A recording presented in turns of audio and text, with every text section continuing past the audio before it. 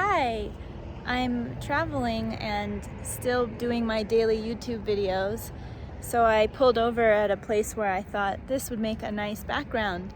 It's so pretty. I just crossed from New Mexico to Arizona.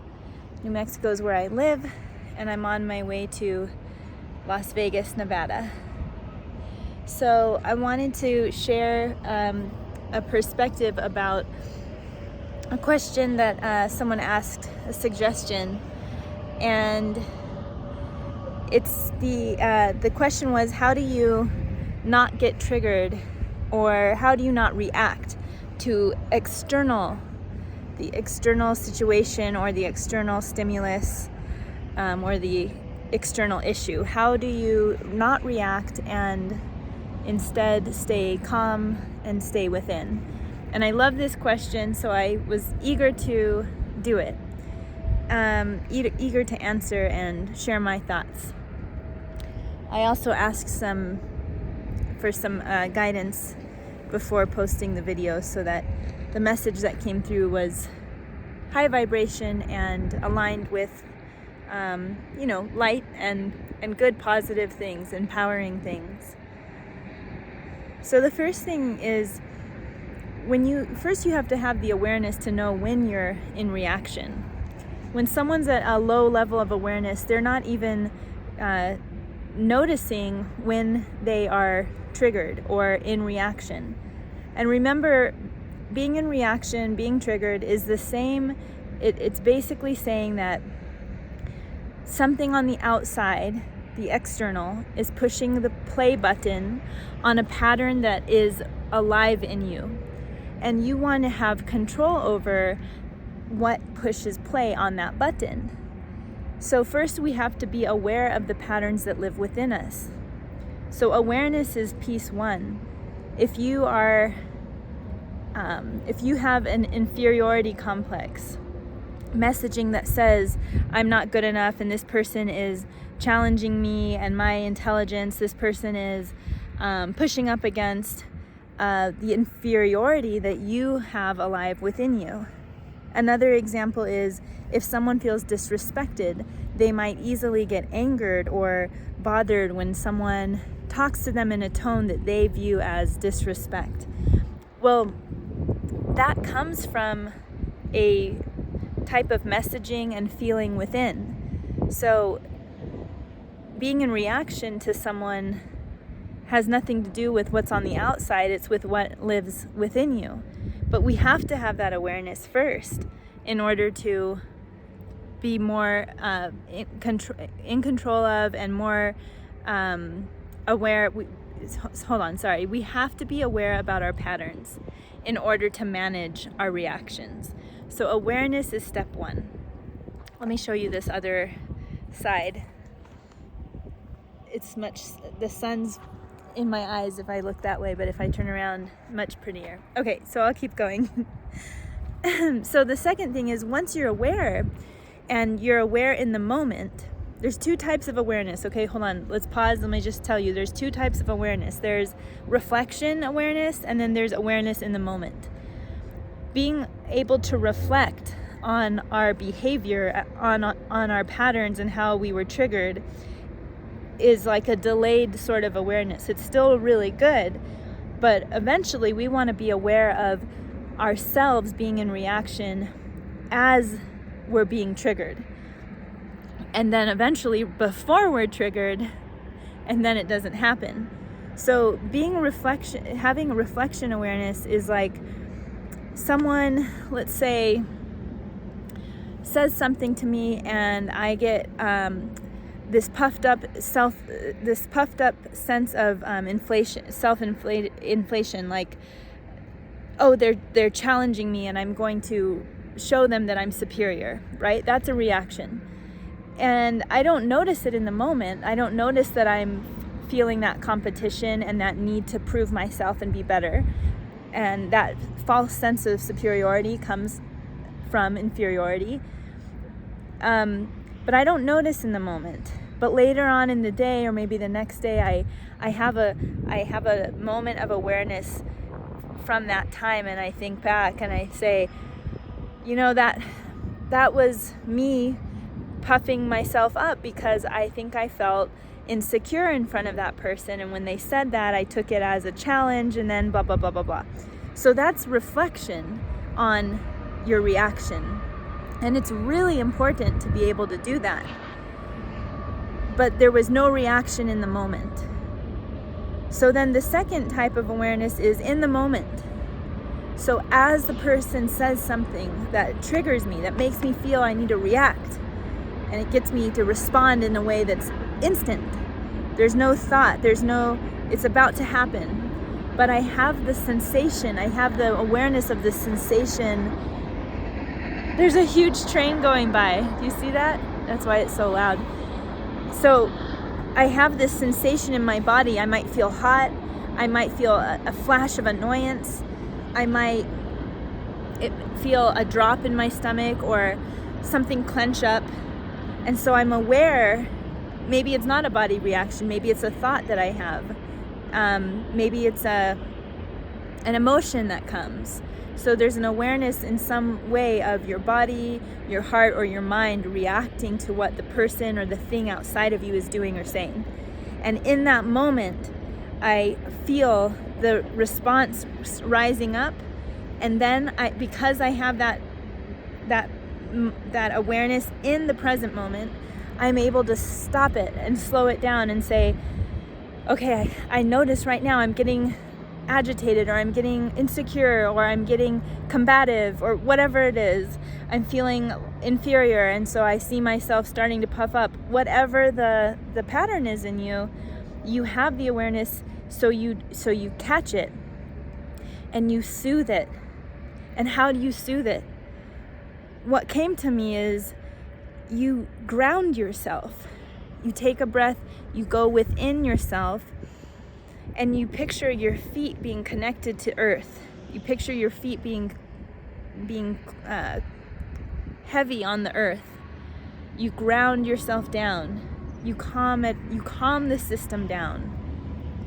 And you might do some self-talk. I mean, if this is in the moment, someone might be talking to you, there might be something going on, but in a flash of a second, you can do this, and you can say something to yourself. I think the best thing to say is, what does that inner child need to hear? What does that inner child need to hear from you? If you were a child, what would you need to hear from your parent at that time?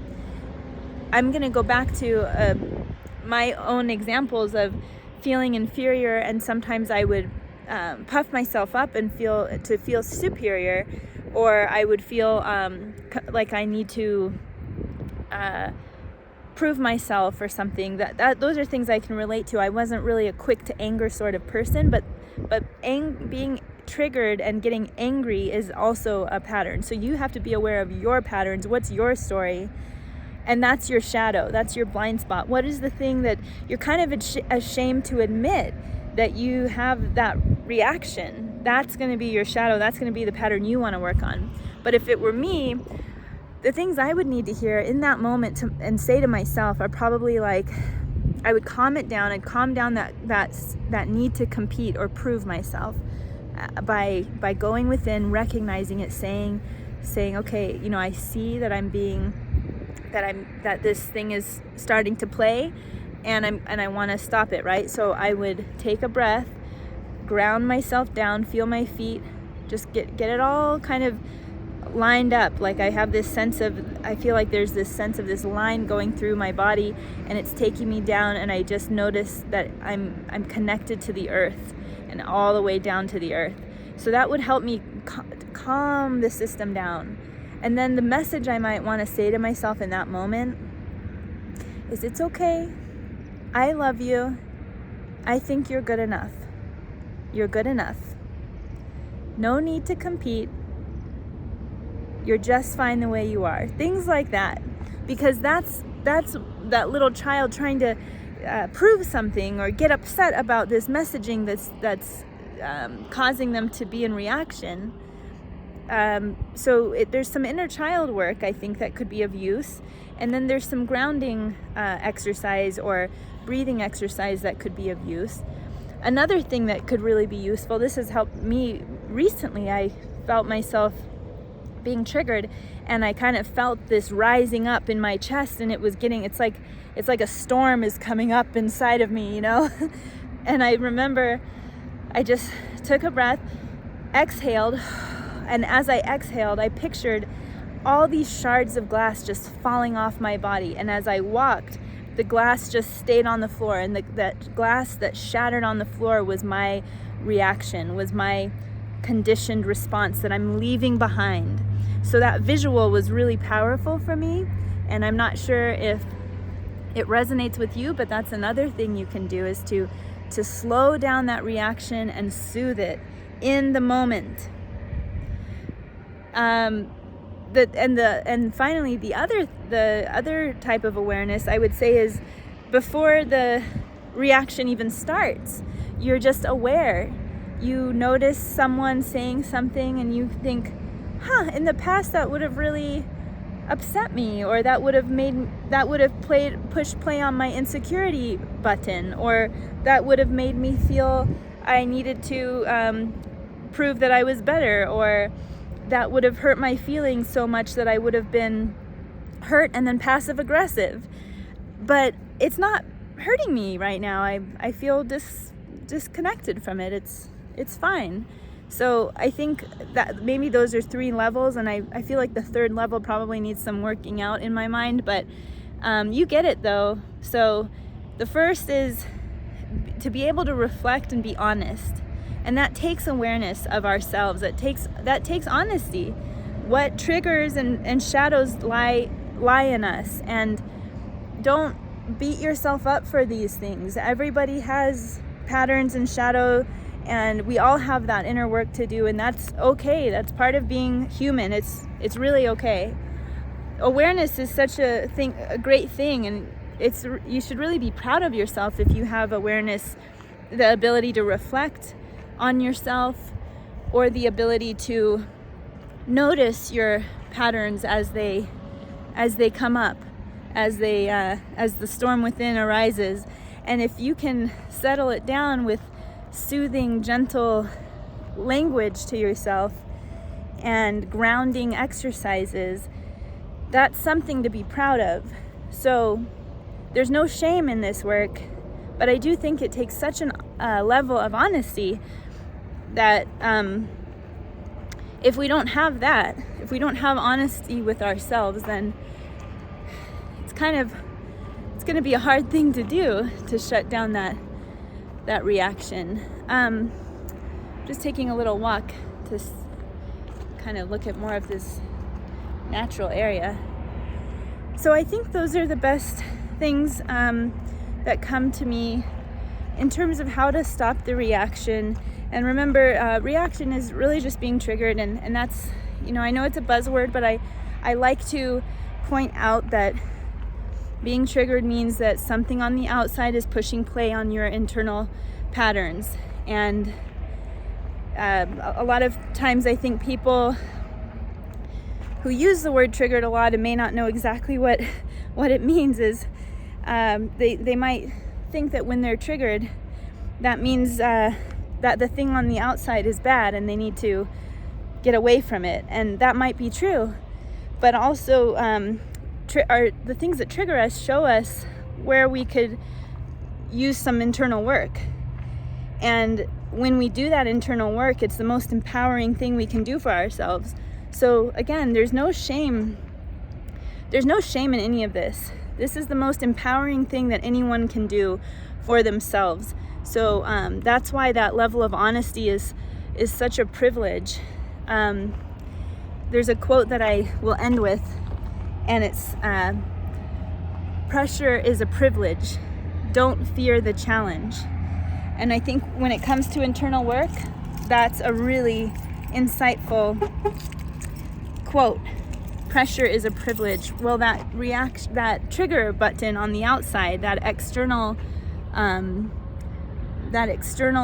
annoyance or issue or challenge is a privilege, because it allows us to see ourselves, and that allows us to do the work we need to do, the healing we need to do, and the self-soothing that we need to learn to to be our own guide as well.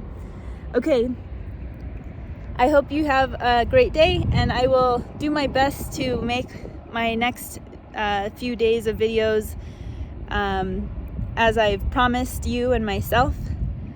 I will be out of town, so the schedule is a little different. We'll see how these videos go. But do subscribe to my channel if you haven't already, and share this video with anyone that you think it would be helpful to. I'll see you around. Bye.